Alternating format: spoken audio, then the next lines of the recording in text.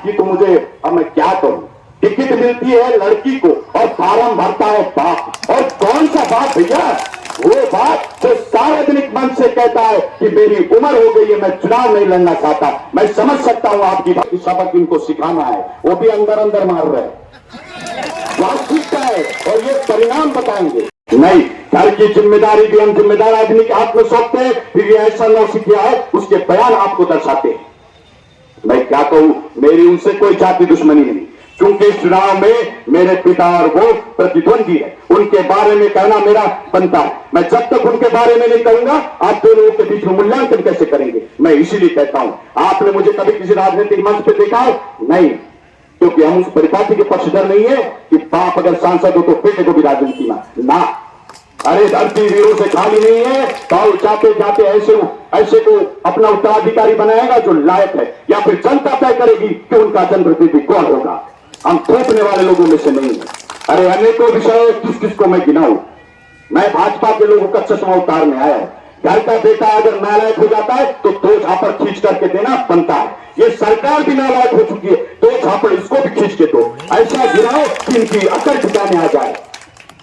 अरे क्या किया है आपने 18 साल में, क्या दिया है जनता को 18 साल बताने के लिए आपके पास कुछ नहीं है। आप जानते हो, मतदाता अगर पीछे पलट करके देखेगा तो उसको अंधकार के अलावा कुछ नहीं दिखेगा।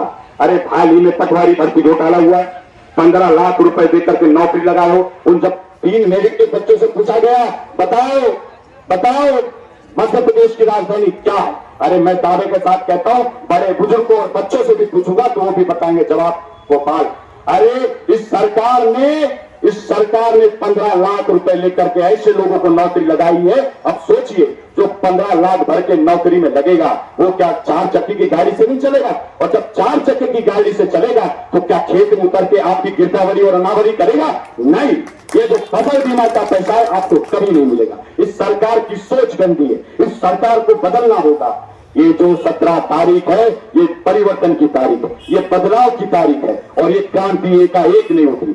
जिस दिन लोकतांत्रिक तरीके से चुनी हुई सरकार को धनबल के आधार पर गिराया गया, उसी दिन से परिवर्तन की आंधी चल पड़ी। मैं तो घर घर घुमा हूं, घर घर आशीर्वाद लिया हूं। लोग बस इतना कहते थे, भैया 17 तारीख तो आने दो, ऐसे जोर से कांग्रेस की बटन दबाएंगे कि उन लोगों के मुंह पे ऐसा तमाचा होगा जो लोकतंत्र की हत्या करने की चुनौती देते। अरे संविधान को बदलने की बात करते हैं। इनके नेता सत्ता के मद में इतना आ चुके हैं कि आदिवासी भाइयों के ऊपर पेशाब करते फिर रहे। ये कैसे लोग हैं? इनको सत्ता से उतारना जरूरी, इनको सबक सिखाना जरूरी। और 17 तारीख जो है ये बदले की तारीख है। मैं भाजपा के लोगों से कहता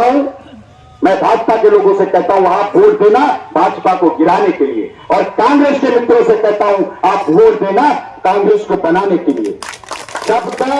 सबका निर्णय एक ही है, परिवर्तन। अरे भाजपा के लोगों के घर में चूल्हा नहीं चलता, उनकी माताएं बहनें नहीं है?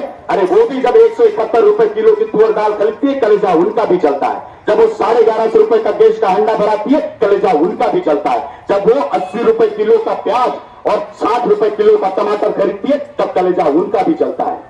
वो भी तो चाहते हैं कि सबक इनको सिखाना है, वो भी अंदर अंदर मार रहे हैं। वास्तविकता है और ये परिणाम बताएंगे। ये परिवर्तन केवल कांग्रेस के लिए नहीं है, ये परिवर्तन पूरे मतदाताओं के लिए। इसलिए तो मैं कहता हूं 99% वोट देना इस चुनाव में कांग्रेस को। ये जवाब होगा उस भाजपा की सरकार को जो लोकतंत्र का गला घोटने के लिए आई है, जो संविधान को चुनौती देने के लिए आई है। मैं आप लोगों के बीच में आपका आशीर्वाद इसलिए लेने आया। अरे भाव एक उम्मीदवार हो गए, भाजपा का हो गया, बाकी के जितने आप साथ है कहां से आए? एक तो महेश भैया ने पापा को समर्थन दे दिया, उन्होंने कहा कि भाव वही काम कर रहे हैं जो मैं करना चाहता हूं।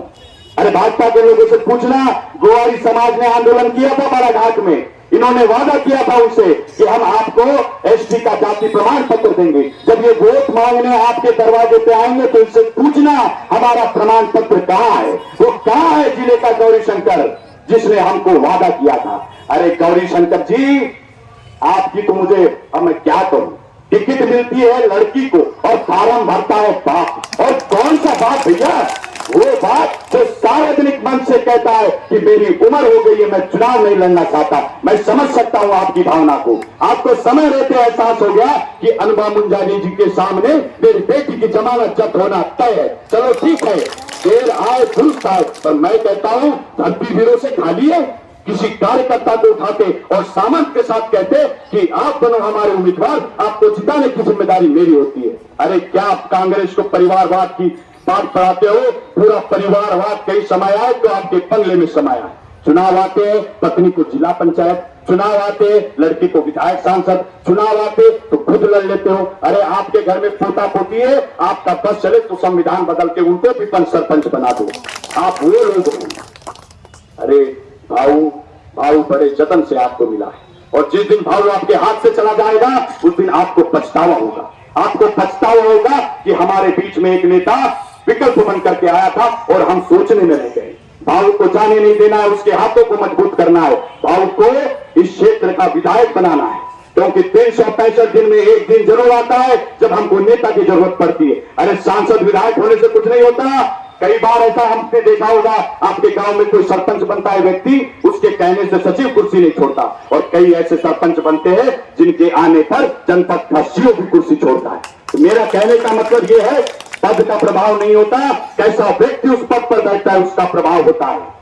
आपने तो बनाया एक सांसद, मुंह दिखाई की रस्म हुई कभी नहीं। अरे विकास के काम तो छोड़ दो, विकास के काम को छोड़ दो। ये लहर चलाते घर घर में लगा दिए झंडे। इनको लगता है जिस घर में झंडा गाड़ दिया वो घर हमारा। अरे नहीं रे भैया, गाँव की गौ किसको मालूम क्या हुआ? लेकिन तुम्हारे कोई घरे बंदे नहीं है, तुमने तो उल्टा काम कर दिया। तुम्हारे झंडे को देख करके लोगों का खून गर्म होता है, उनको याद आता है ये उसी भाजपा का झंडा है जिसने 18 साल हमारा शोषण किया। बहनों का खून गर्म होता है, वो देखती है इसी महंगाई की मार, इसी निशान की मार मैं झेल रही हूं आज तक। तो उसका परिणाम आपको 17 तारीख को मिलने वाला है। अभी मैं तीजू टेकारी गया, जाते जाते गौरव भैया वहीं से जा रहे थे, मैंने नमस्ते किया। भाई शालीनता व्यवहार में होनी चाहिए, यही तो लोकतंत्र की खूबसूरती है। मैंने नमस्ते किया, हाथ मिलाया। वो मुझसे कहने लगे, समीर तुम बताते यार कि हेलीकॉप्टर से मैं गुड़ ले जाने वाला हूँ।